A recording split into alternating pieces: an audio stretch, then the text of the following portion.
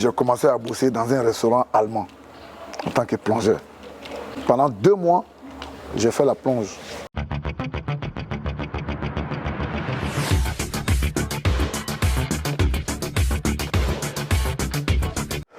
Depuis 6 ans maintenant, il s'est engagé à faire de l'école un espace de mérite et d'excellence. Des scènes du coupé-décalé aux salles de classe, le pas est vite franchi. À Bounidal de Genève, a laissé les tenues de commandant de général. Aujourd'hui, c'est un ambassadeur pour l'école ivoirienne. Le combat mérite d'être mis en lumière, mais l'artiste aussi surtout, et surtout son parcours. Comment vas-tu, son excellence? Je vais super bien, merci. Ça fait plaisir de te revoir très en forme, de te revoir avec ce nouveau projet. Alors, je suis très fier et très honoré. Autant toi tu as laissé justement, on va dire, c'est vrai que tu es toujours sur les scènes, mais autant tu te retrouves dans les salles de classe. Moi je suis en train de laisser subtilement la plume, même si je reste toujours journaliste presse écrite, à me retrouver sous les projecteurs. Ça fait bizarre, non? De se dire que bon, comment tu trouves ça toi? La vie, on évolue et le destin nous amène souvent dans des choses où peut-être nous-mêmes on ne pensait pas arriver là. Donc je pense que tant qu'on vit, on peut se retrouver en haut pour être en bas, comme en bas, être en haut. Que Dieu nous fasse grâce d'aller toujours de l'avant. Merci. Lorsque ça commence à Divo, est-ce que tu pensais être là où tu es? Surtout lorsqu'on voit, on va dire, comment est-ce que tu es né? Et c'est de ça dont il va s'agir, de nous parler un peu, on va dire, de cette petite enfance-là, dans cette ville de cœur, dont tu nous as toujours parlé, en tout cas dans pas mal d'interviews. Mais on souhaiterait avoir des détails, en tout cas, de ton enfance à Divo. Parce que tu sais, le principe de Actu People, c'est ça. C'est de se raconter autrement et surtout dans les moindres détails. Alors, c'est vrai que ce n'était pas évident. C'était pas évident, issu d'une famille modeste, de père polygame, grandi dans une famille de plus de 38 enfants. C'était pas évident. Mais en même temps, nous nous sentons heureux d'avoir appartenu à cette famille qui nous a inculqué des valeurs, le respect, l'amour et surtout le travail bien fait. Donc, quelque part, on va dire que ce n'était pas évident de penser qu'on pouvait être comme ce que nous sommes aujourd'hui. Mais de l'autre côté, ça nous a permis de nous forger et de foncer. Donc de casser tout sur le chemin pour y arriver. Aïe aïe. Ça c'est ton cri de cœur. Voilà. Papa il avait combien de femmes? 3 femmes. 3 femmes. 3 femmes. Pour ma mère, 38 enfants. Oui, ma mère était la première femme. Elle a mis 15 enfants au monde. Je suis 7e, c'est 15 enfants. Et la deuxième femme a fait aussi 15 enfants. La troisième a fait 8. Donc 38 enfants. Et le père qui vivait aussi avec son frère, qui avait aussi 2 femmes, qui avait aussi une vingtaine d'enfants. Donc vous voyez, on grandit dans une famille de 38 enfants qui est par le père biologique, mais tu as le petit frère aussi qui est de l'autre côté, qui a beaucoup d'enfants. Donc vous grandissez dans un environnement où il y a du monde. D'un côté c'est difficile, mais d'un côté c'est la famille, ça vous rapproche. Aujourd'hui, je suis très soudé, très ami avec les autres enfants de mon père, que les enfants même que ma mère a mis au monde. Donc ce sont des valeurs aussi. En tout cas, vous êtes près d'une soixantaine, parce que les 38 plus les 20 de tonton, oui, près d'une soixantaine. Oui, plus d'une soixantaine, voilà. Mais on va s'intéresser aux 38. Tous les 38, ils sont vivants au jour d'aujourd'hui? Non, il y a eu beaucoup de décès. Il y a eu beaucoup de décès. Bon, c'est le côté sombre. Les 15 enfants de maman, combien sont en vie en ce moment? Les 15 enfants de maman, il reste encore 6. Que 6? Ouais, il y a eu beaucoup de décès. Beaucoup de décès. Donc c'est le côté sombre de notre famille, parce qu'il y a eu des accidents, des maladies, des choses comme ça. Et puis, c'est des frères un décès, ça fait mal. Mais ça fait encore doublement mal quand on meurt jeune, au moment où on doit prendre le relais, où on doit commencer à travailler. autre maladie ou accident, tu vois. Donc c'est le côté sombre, mais bon. Le 7e enfant que toi que tu étais à la base, aujourd'hui tu es quel de ta famille? Et les 6 premiers, ils sont en vie ou tu es devenu un peu quelque part aujourd'hui l'aîné? Oui, au fait, je ne suis pas le premier, mais... Non, tu es le 7e parmi les 15 de ta maman. Aujourd'hui, vu qu'il y a eu au moins 9 décès, parce que vous êtes quand on fait le calcul rapidement, il y a eu 9 décès, sur ceux qui sont vivants aujourd'hui, tu es le quel? Ceux qui sont vivants aujourd'hui, je suis 3e. Waouh. Ouais. C'est d'énormes responsabilités, ça. Ouais. Beaucoup quand même. Ouais. Surtout avec quand même le statut social que tu as pu te bâtir. Mais bien avant, on veut s'intéresser à ton enfance. Hein. Tu es né à Divo, c'est ça? Né à Divo, grandi à Divo, l'école primaire jusqu'au collège, au lycée. Et après, quand j'ai arrêté les études, je me suis retrouvé à Abidjan. En quelle classe? En 3e. En 3e. Voilà. À Divo, vous avez grandi dans quel quartier? Quartier du Labourou d'abord, après quartier libanaise. Donc, comme je disais tantôt, après je me retrouve ici à... Non, tu allais trop vite. Moi, je veux m'intéresser à Divo. Parce qu'à Divo, il y a eu beaucoup de belles choses qui se sont passées. Oui. Je sais que tu avais des amis comme Kader Keïta, Kunta Mader et autres. Tout ça, il faut qu'on en parle. Parce que là, on est à Divo. Il ne faut pas aller vite à Abidjan. Hein. Okay. Avant, entre Abidjan et entre Divo et Abidjan, il y a Tia Salé, il y a Undoussi, il y a RM Kono, tout ça. Donc, alors doucement, hein, on n'est pas pressé. Okay. Comment ça se passe à Divo, ta tendre enfance, avant ton cursus scolaire, jusqu'à arriver en classe de 3e? Ben oui, à Divo, comme tout petit enfant, le père quand même qui se souciait plus des filles, parce qu'il trouvait que les filles étaient plus exposées, qu'ils n'avaient pas de défense. Les petits garçons, on devait se défendre, on devait grouiller. Donc à l'école déjà, le week-end, je partais cirer les chaussures, dont le fameux, la chaussure qui parle. C'est ça. Donc j'ai été cirer les chaussures. Alors l'argent que je gagnais quand je cirais les chaussures, c'est cet argent que je prenais pour manger à la récréation. Je donnais une partie à ma mère et je prenais la deuxième partie. Ce petit boulot, tu le commences à quel âge? Je dirais 7 ans, 8 ans. 7 ans, 8 ans. En classe de C1, pratiquement, voilà, C1, voilà, C2. justement. Ok. Donc après, je suis aussi dans les événements sportifs à l'école. J'aimais bien tout ce qui me mettait à la lumière. La danse, le sport, même un peu le théâtre, hein, à l'école primaire en tout cas. Donc après au lycée, j'étais aussi parmi ceux qui organisaient souvent les bals de fin d'année, les kermesses, des choses comme ça. Donc je me retrouvais plus dans l'ambiance que véritablement les études. Parce que j'aimais tout ce qui était être avec les amis, tout ce qui était fête, tout ce qui était amusement, tout ce qui était sport.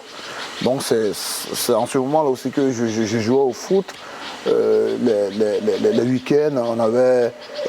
Divo est réputé pour une ville non seulement culturelle, mais aussi sportive. Toi, tu as connu l'époque des Ouya, leur émergence bien sûr, bien sûr. Parle-nous un peu de ça. Avec Père à son âme, Papa François Kounia. Papa François Kounia, Père à son âme, qui était un mécène de la culture, de la musique ivoirienne, qui a mis à la lumière ce grand groupe, David Taïro, Tiane, Marcelin Yassé, pour ne citer que ceux-là. On était tous tout le temps, comment dirais-je, au complexe pour les voir. Justement, la première fois où toi tu vas les voir sur scène, tu avais quel âge? Et quelle image ce jour-là t'a marqué toi? Parce qu'aujourd'hui tu es un artiste. J'ai l'image de comment il s'appelle, de David Taïro qui avait le chapeau de colon. De colon, ouais. Voilà, donc ça, cette image-là, à chaque fois quand je le vois, j'ai cette image-là qui est gravée comme une empreinte, quand même. Et puis bon, c'était un groupe, quand tu voyais le groupe Ouya, tout de suite, ça t'amenait ce grand groupe antillais, Kassav. Donc, et puis, tu avais d'autres artistes qui venaient donner quand même des concerts dans les salles de cinéma à Divo. Donc voilà, mon enfance a été... j'ai pas été malheureux, je veux dire. C'est vrai qu'il n'y avait pas assez de moyens, mais on n'était pas malheureux parce que la nourriture n'a jamais manqué, des choses de base, des choses basiques n'ont jamais manqué. Mais seulement que le jeu, il était très strict avec les garçons que les filles. Donc les filles devaient être protégées. Il n'y avait pas eu un fait marquant où un jour, par exemple, tu voulais assister à un bal ou à un spectacle ou aller voir un artiste au cinéma de Divo et tu n'avais même pas 100 francs, 200 francs pour y aller. Tu n'as pas souvenir d'une telle image. Nous, tous les moyens étaient bons pour Joe dans ces choses-là. Hein. Voilà pourquoi je t'ai dit, j'étais plus la locomotive d'un groupe qui était aussi, quand ils veulent quelque chose, ils vont l'avoir. Donc, quand il y a les balles de fin d'année, il y a les booms, il y a les choses, comme ça, on s'arrangeait en tout cas à être dedans. Mais bon, souvent, il faut... Vous faufiliez comment? Déjà aussi que, déjà depuis le bas âge, il y avait quand même comment on appelle ça, cette étiquette de la star, parce qu'on dansait dans les cérémonies. Donc ça nous permettait aussi déjà que c'est même pas une cérémonie. De vous affranchir des contrôles. Voilà. Vous étiez déjà, voilà, vous faisiez les levées des rideaux, tout ça. Il est connu dans le quartier en tant que joueur de maracana, il est connu dans le quartier en tant que bon danseur. Donc tout de suite, tu étais un privilégié. Donc quand tu viens, ils vont te laisser rentrer parce que tu vas défendre aussi. Quand un artiste vient, qu'il y a des concours de danse, toi tu vas défendre un peu le quartier. Donc on était vraiment privilégié par rapport à tout ça. Vu qu'on parle de ça, en tant qu'ambassadeur, j'étais très proche d'un autre ambassadeur qui lui confiait dans leur biographie, je vais parler d'Assalfo, que comme il aimait bien la secte Mimosa, qu'il n'avait pas l'argent pour aller les regarder au stade Houphouët-Boigny, lui et Manaja, il partait et Manaja se faufilait entre les barres de fer. Et lui, c'est lui qui le protégeait un peu quelque part. C'est une anecdote qu'on peut retrouver dans les ouvrages biographiques. Ça me rappelle un peu ça. Peut-être que toi aussi, tu as dû te faufiler par moment entre les gens, au moment où tu n'étais pas programmé quand même pour les premières parties. Ça a dû arriver, non? Oui, bien sûr. Comme je dis, il y a toujours des événements où malgré tout, hein, tu n'es pas convié, mais on s'est faufilé aussi. C'est arrivé où on s'est faufilé. Et puis, mais nous, à Divo, quand il y avait les événements comme les booms et tout ça, ils mettaient les trucs de bambou et tout ça, mais ils mettaient les huiles de moteur. Ils mettaient ça dessus et tout. Et donc, quand on s'est faufilé, après, quand tu rentres, et puis tu te retrouves avec de l'huile noire. On sent que tu ne l'as pas passé par la porte autorisée. Et puis, les macaronis qu'on mangeait dans ces cérémonies-là faisaient que tu ne pouvais pas louper comment on appelle ça, la soirée au fait. Wow. Ouais. Lorsqu'à 8 ans, on se retrouve à cirer, à se dire il faut que je puisse avoir 100 francs, 200 francs pour pouvoir manger à midi et aller à l'école. Est-ce qu'à cet âge-là, tu ne te dis pas quelque part, ce petit métier que tu es en train de faire, en train d'hypothéquer ton avenir quelque part? Oui et non. Oui, parce que j'ai voulu quand même, comme tous les enfants, être plus concentré sur les études. Mais en même temps, quand tu vas à l'école et que tu n'as rien à la poche, tu ne peux pas manger à la récréation. Donc la situation t'impose ces règles. Donc c'est comme ça que bon, tu te retrouves en train d'aller cirer les chaussures. Mais ça aussi, ça m'a permis, pour moi, je pense ça comme si c'était un travail socialisant. Parce que ça m'a permis de me développer, ça m'a permis de me défendre, ça m'a permis d'être un grouilleur à la base. Et à l'école, un peu plus tard, je faisais la coiffure à l'école, avec peigne et les lames. Ah, tu avais beaucoup de talent quand même. Hein? Et donc après, footballeur, artiste, danseur, cireur, coiffeur, tout ça. Donc je faisais la coiffure à l'école avec les peignes et les lames. Et quelques années après, je me retrouve aux États-Unis. Et je faisais la coiffure parce que ça m'a permis, par exemple, d'avoir une petite formation de base. Et là, tout de suite, quand je prends la tondeuse, ce n'était pas évident au début, mais tout de suite, ça passe.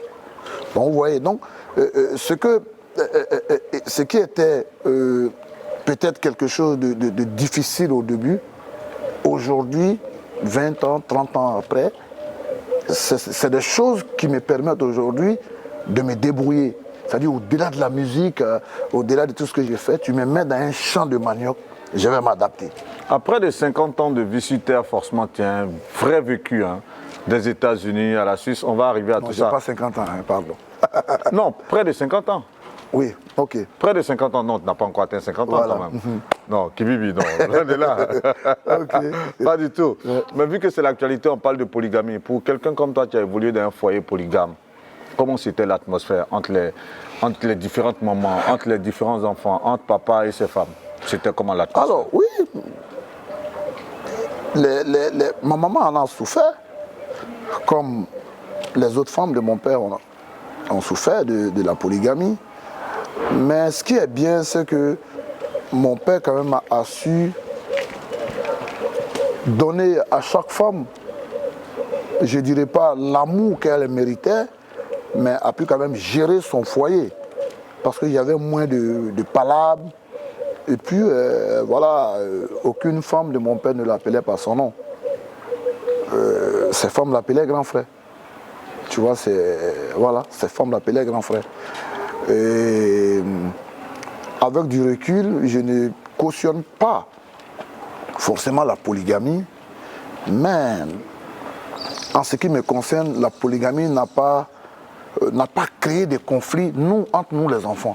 Parce que même mon père et son frère qui vivaient dans la même cour, souvent ils se prenaient la tête, mon père et son petit frère.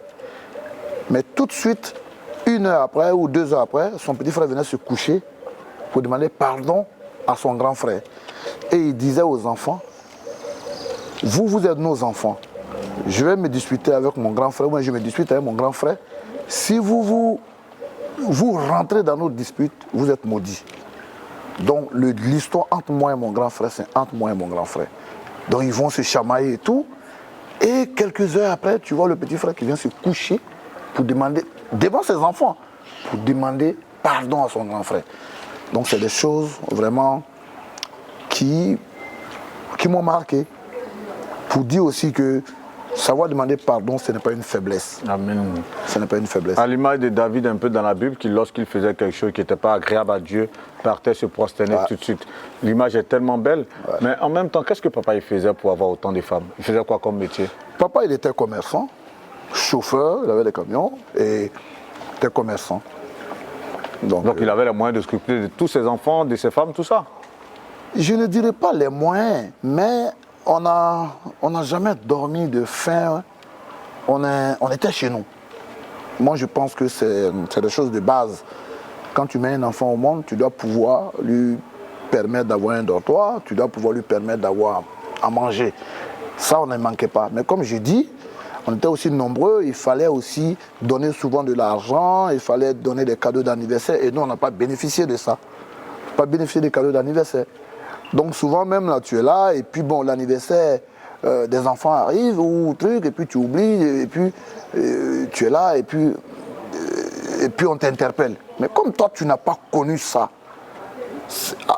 souvent ce n'est même pas une priorité. Mais tu ne dois pas oublier que tu ne vis pas ton époque. Parce que l'enfant qui est là, ce que toi tu n'as pas eu, tu dois pouvoir tout faire pour donner à cet enfant. Mais comme je dis, de manière globale, j'ai rien perdu. Dieu fait grâce. Voilà. En toutes circonstances, on tire toujours des leçons. Ouais. C'est à quel âge tu quittes Divo? Je quitte Divo, je crois, à 24 ans, parle. À 24 ans? Ouais, 24 ans, si j'ai bonne mémoire. Et là, c'était pour aller où? Ah, je suis venu à Abidjan. Je suis venu à Abidjan. D'abord, j'étais chez ma grande soeur à Treichville. Après, un peu Makori chez mon oncle. Et finalement, je me retrouve après à Bobo.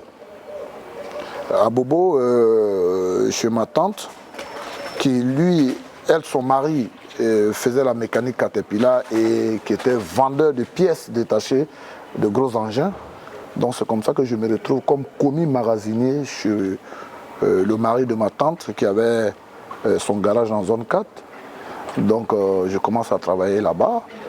Et comme je savais un peu lire et écrire, donc c'est moi qui étais le commis magasinier pour toutes les pièces qui étaient vendues et tout. Je notais, je faisais, comment dirais-je, les points et tout ça.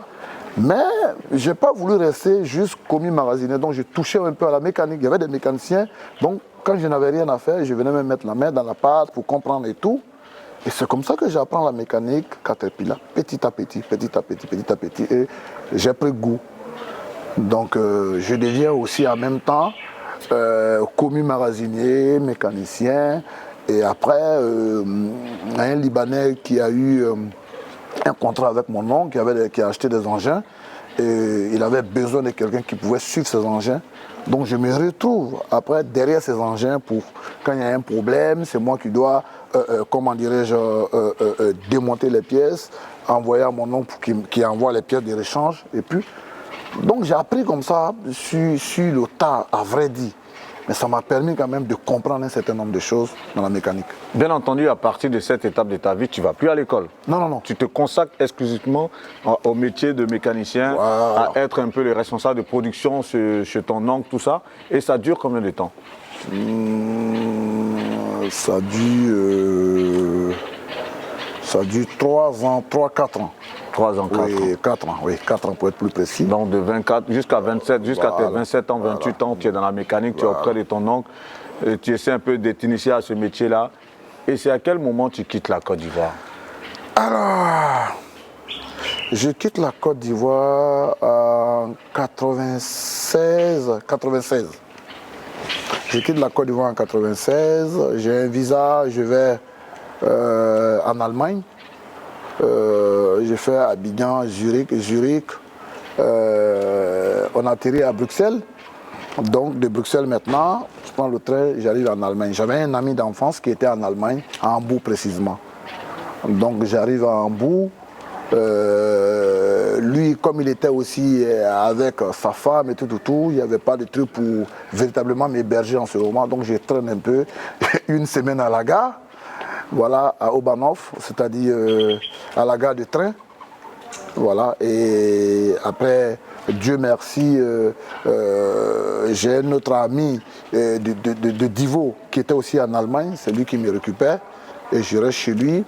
Je commence à faire des petits boulots, je deviens Avant plongeur. qu'on y arrive, Oui. parce que ça, ce sont des cas que beaucoup de personnes ont vécu, Ouais. de savoir que tu as un ami que tu dois aller retrouver en Allemagne, tu arrives, tu ne le vois pas. Ouais. Pendant une semaine, tu restes là à errer à la gare. À la gare, oui. Et puis je ne parle pas la langue, Bien entendu, Voilà. tu ne parles pas français, tu parles pas anglais, je ne parle pas l'allemand. tu ne parles pas l'allemand, parce que je sais qu'en Allemagne, quand j'y été une fois en passant, on s'est débrouillé à parler un peu anglais, celui-là c'était très chaud.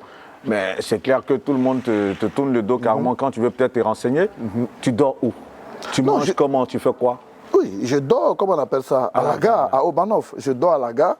Mais ce qui est bien en Allemagne, c'est que à cette époque, comme c'est une ville aussi, tu ne pouvais pas rester comme clandestin. Donc je reste une semaine en train de squatter dans les métros quand ils viennent garer et tout, tu rentres, tu dors le matin très tôt, tu te lèves et tout, tu as des gens qui vendent les kebabs et tout, tu es assis là, voilà, tu Quand raccommodes. tu arrives en Allemagne, tu as combien en poche comme argent? Tu as combien comme argent de poche? Non, je n'ai pas d'argent à la base. J'ai eu juste l'argent qui m'a permis de quitter la Belgique pour arriver en Allemagne. Donc quand j'arrive, je n'ai pas d'argent. Tu manges comment? Mais je demande aux gens. Et ce qui était bien, c'est que tu avais des jeunes Guinéens, des jeunes Gambiens. Bon, bien évidemment, il y a des Africains. C'est ça. Voilà, qui parlent aussi français. Donc tu demandes ici. Et puis bon. Donc pendant une semaine, tu fais la manche pour pouvoir vivre? Oui. Waouh! Oui. Et après ça, quand mon ami me récupère et tout ça. Tu veux passer vite sur les une semaine là même? Oui, ça a ouais, dû durer une éternité quand même. Non, c'était. Parce que c'est vrai que je vois que tu veux balayer ça du réveil de la main, mais c'est des moments de vie qui durent peut-être un jour, 2 jours, mais dont on tire tellement d'images. Franchement, c'est vrai qu'on n'a jamais eu à échanger sur ça en aparté, mais pendant ces une semaine là. Non, au fait, tu vois, c'est tout ça. Souvent quand je dis, quand tu es tombé nu dans le grand marché d'Adjamé, tu n'as plus peur que les gens disent oh. Tu es habitué à ce genre de regard. Voilà, parce que tu t'es retrouvé à un moment de ta vie comme quelqu'un qui est réduit en rien. Tu n'étais personne. Donc quand tu vis ces situations, et puis tu te dis, d'abord il y a le froid, tu ne parles pas la langue, mais en même temps, tu es diminué, mais tu n'as pas honte de toi, parce que tu te dis, moi au moins j'ai pu traverser, je suis là. Mais je rappelle qu'en 1996, lorsque tu arrives en Allemagne, il n'y avait pas les smartphones, il n'y avait pas Internet, il n'y avait pas tout ça. Voilà. Il y avait peut-être les cabines téléphoniques où il y avait la carte Africa qu'on pouvait partir, insérer tout et tout. Peut-être en son temps en Allemagne. Comment tu fais pour retrouver cet ami qui vient à ta rescousse une semaine après? Justement, le gars, c'est pas que je vais... Il me voit à la gare. Lui, il me voit à la gare, il partait au travail vers 9h, il me voit, et puis je vois qu'il y a quelqu'un, je ressemble à quelqu'un. Puis il a même hésité. Il a même hésité. Donc quand il dit mon nom, il dit mon nom de truc de divo. Ce petit nom, c'est quoi? Abou Kofla. Parce que je jouais au foot. Abou Kofla. Notre équipe s'appelait Kofla. Équipe de Maracana. Ouais, Kofla FC. Ça veut dire deux choses. On gagne ou on gagne. Kofla. Ah ouais, à Kofla. On gagne ou on gagne. Ok. Voilà, on gagne. En tout cas, nous, on devait toujours gagner. C'est ça. Voilà. Donc, quand il a dit ce petit nom, il dit, ah là. Oh, j'ai vu mon sauveur, j'ai vu voilà, quelqu'un qui... Il n'est même plus allé au travail. Hein. Comment il s'appelle cet ami? Il s'appelle Petit Madou. Il est toujours en vie? Il est toujours en vie, oui. Il t'a approché comment? En dialecte ou bien c'est en français? Il vient, il dit... Abou, ouais, dis-moi. Abou, c'est toi. Tu fais quoi ici? Il dit, je suis arrivé, ça fait une semaine, je suis là. Il dit, mais c'est pas possible. Et je lui dis, non, mais il y a l'autre qui savait. Il dit, mais... Parce qu'il y a une forte communauté ivoirienne en Allemagne quand même, et puis surtout des Divolais. Et c'est ce qui même m'a poussé à aller en Allemagne. Ok. Tu avais quand même des repères. Voilà. Tu avais des gens que tu étais censé pouvoir rencontrer. Ouais. Justement. Et donc lui, il savait, il y avait, comment on appelle ça, il y avait ce club d'amis, le club des ressortissants de Divo. Il a dit, mais même la semaine dernière, on était à la réunion, il ne nous a jamais dit ça et tout. Donc tu vois, c'est comme ça que lui, il me récupère. Évidemment, il m'envoie chez lui, il me met au chaud. Donc là, maintenant, c'est là que l'aventure commence véritablement. Quand je dis l'aventure commence, où j'ai dormi. Et je suis resté là pendant un mois, le temps de comprendre un certain nombre de choses.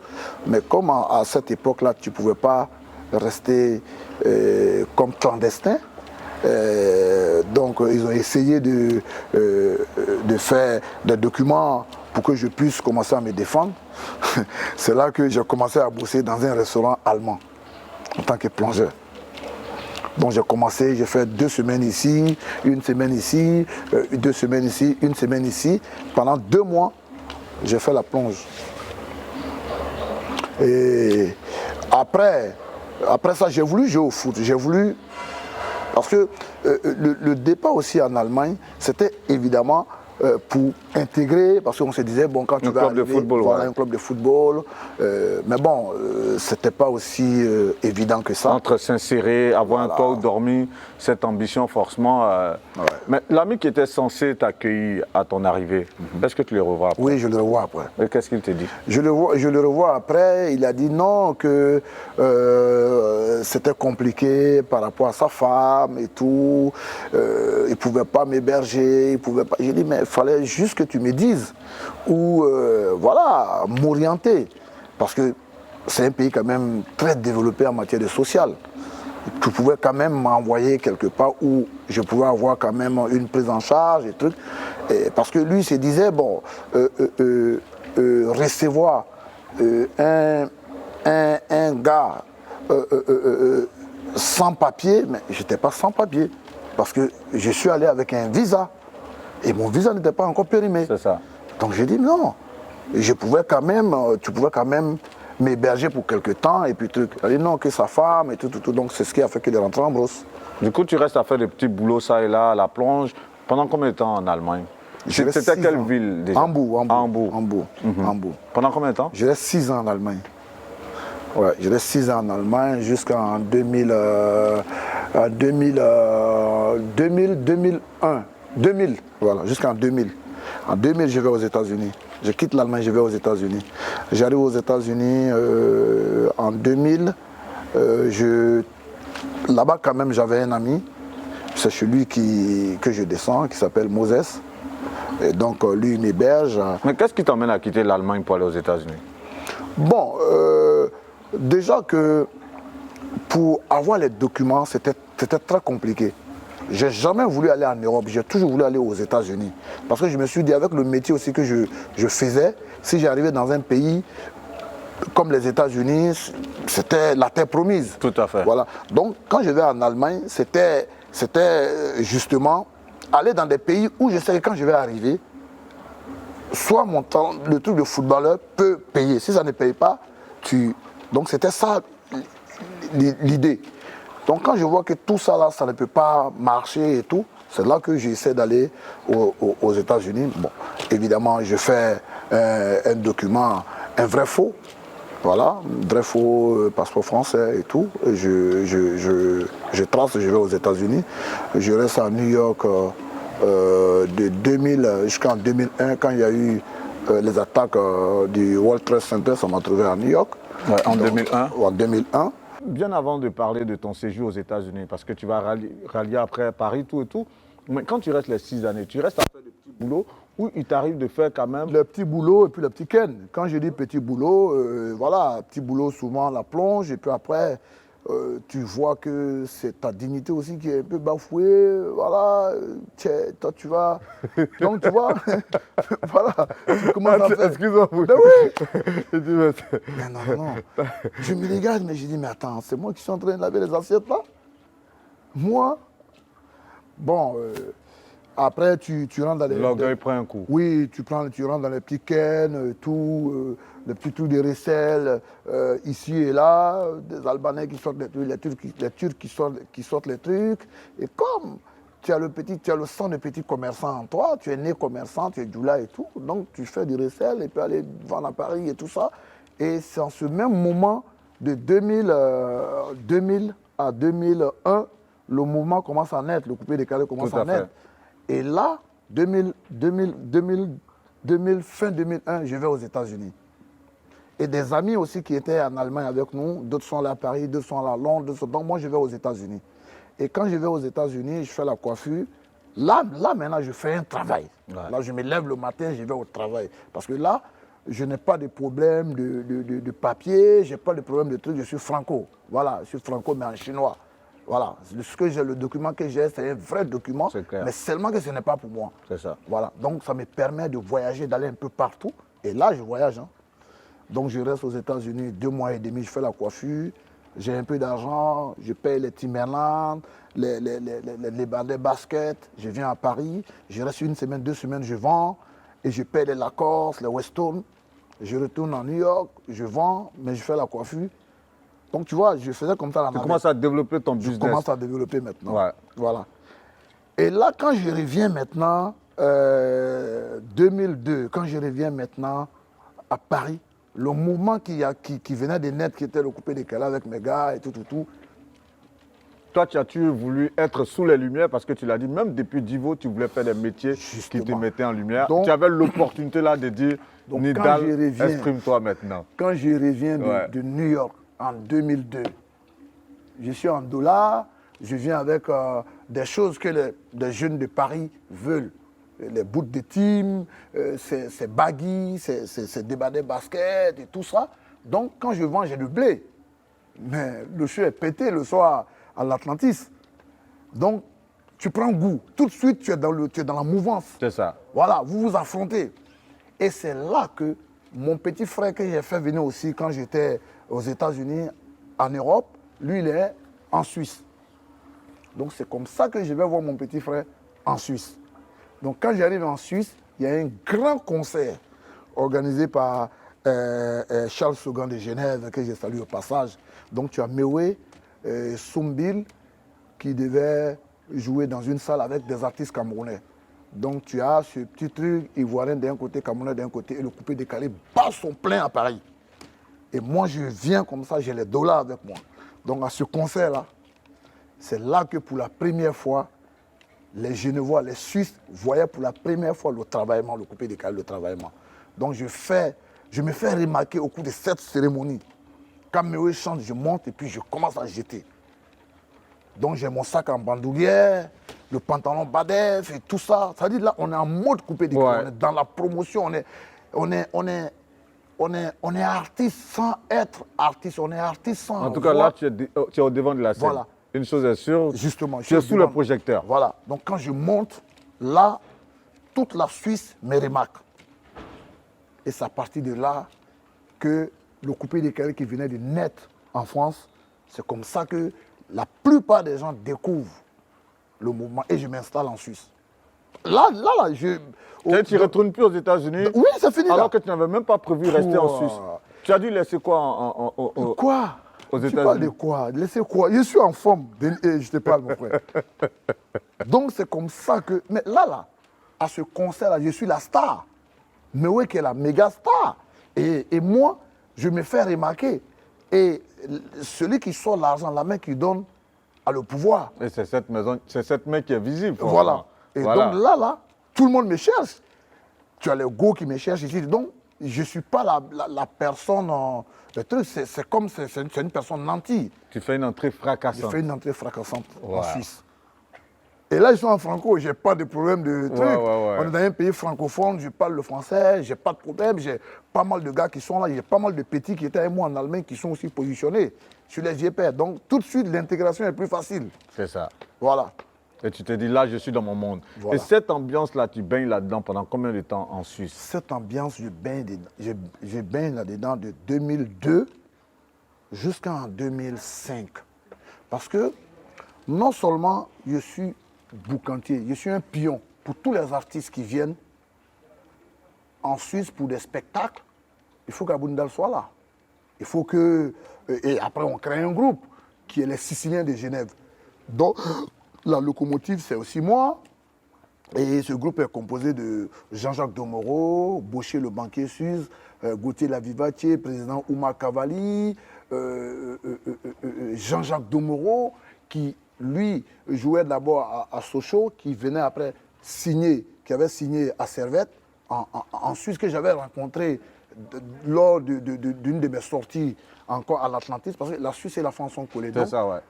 Pendant qu'on est en Suisse, pour toutes les cérémonies, tous les shows, en même temps, on est à Paris le week-end qui suit. Donc déjà, je deviens naturellement un promoteur du mouvement. Je ne chante pas encore, mais il n'y a pas un événement ivoirien où on n'est pas, quoi.